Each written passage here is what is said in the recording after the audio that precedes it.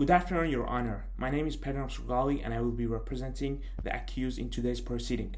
The defense is seeking an order pursuant to Section 5908A2E of the Code to render Mr. Smith's admission in his police interview inadmissible, or alternatively, that Your Honor should exercise the court discretion to exclude the admissions on either fairness or public policy grounds.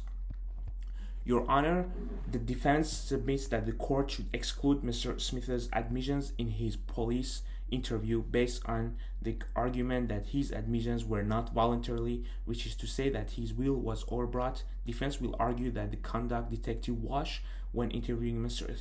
Smith was such a reprehensible in nature as to induce Mr. Smith into making several admissions.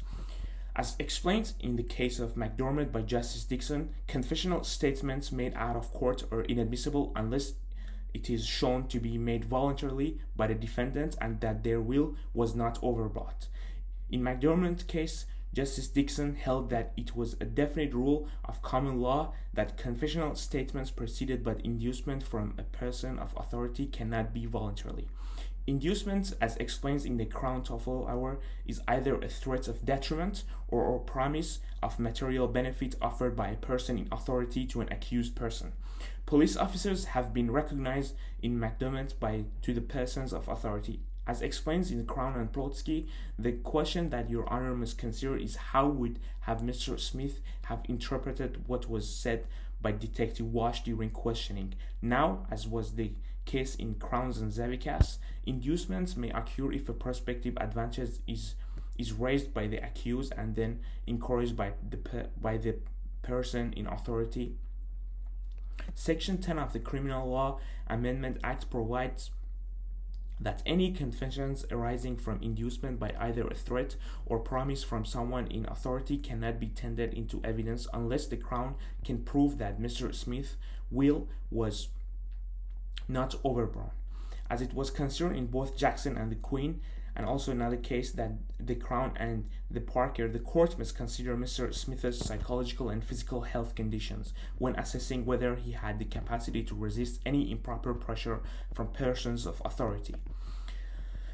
Mr. Smith's anxiety as well as his physical and mental exhaustion was psychological and physical impairment that preceded Detective Walsh's statement to entice Mr. Smith with a good feed, followed up with the representation that the feed would be his last for a long time due to being held on remand, and that he would try to ensure Smith had a sleep in the lockup if the interview completed straight away.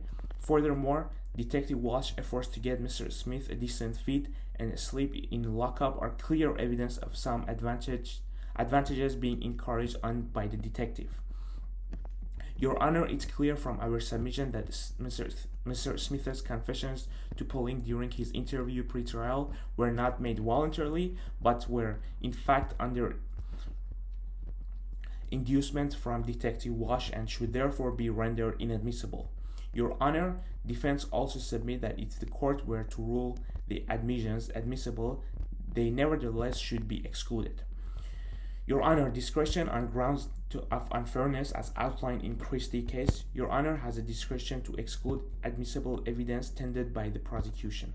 If Your Honor deems that evidence is so deficient in its probated value, it would be danger to the jury to hear it. As Lord Moulton explained in Christie, through the evidence may be admissible, it should not be pressed because its probative value would be put out of the proportion to its true evidentiary values. The Christie doctrine has since adopted and expanded upon in Hassler. In a recent case, Their Honors in Playford refused an application to exclude confessions on unfairness grounds. Their Honors ruled that even though the impugned conduct on police officer in not putting the applicant's solicitor in touch with him after they were told one had been retained for the defendant, Their Honors were satisfied on balance that this would not have awayed the applicant from confessing to police, as it was established that the defendant had propensity to confess prior to receiving any legal advice Now, while there are similar facts in the case, Detective Walsh did not inform Mr. Smith that a solicitor had been retained to represent him after the detective was made aware of this fact.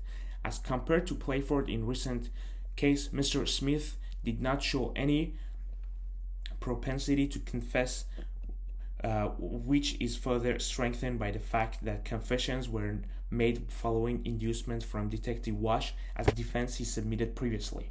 Your Honor, it is clear that the police conduct withholding from Mr. Smith the information that the solicitor had been retained from him is insufficient ground for the court to exercise discretion to exclude Mr. Smith's confessions on unfairness ground. The court can also consider the instances as elaborated in the case of Munnings.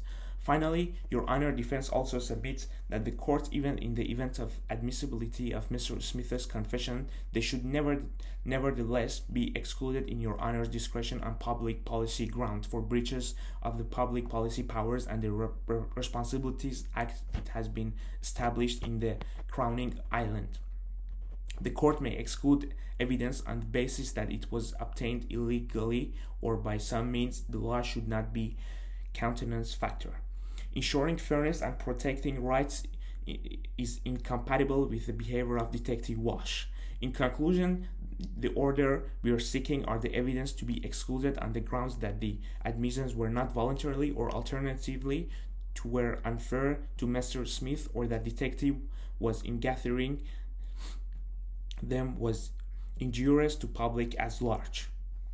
And we seek that the court should make discretion power. Thanks.